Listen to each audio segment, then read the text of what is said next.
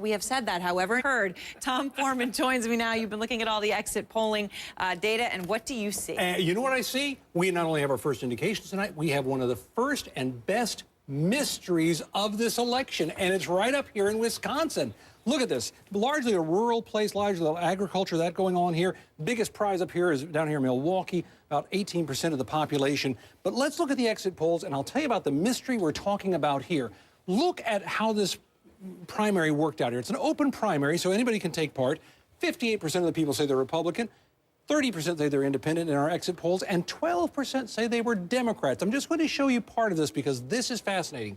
12% are Democrat, and out of that, 32% say they're for Rick Santorum, 22% for Mitt Romney among the Democrats. You're saying to yourself, how is it the Democrats are lining up behind Rick Santorum? We have heard for months and months this idea that Democrats might step into a race and try to spoil it in an open primary by keeping the Republicans going at each other. The question is that who's voting for him, or are these Reagan Republicans? The last time that Wisconsin went for a Republican president was Ronald Reagan, 1984. So the question is, if these people are over 46 years old, they were old enough to vote then, old enough to vote now, maybe that's Reagan Republicans.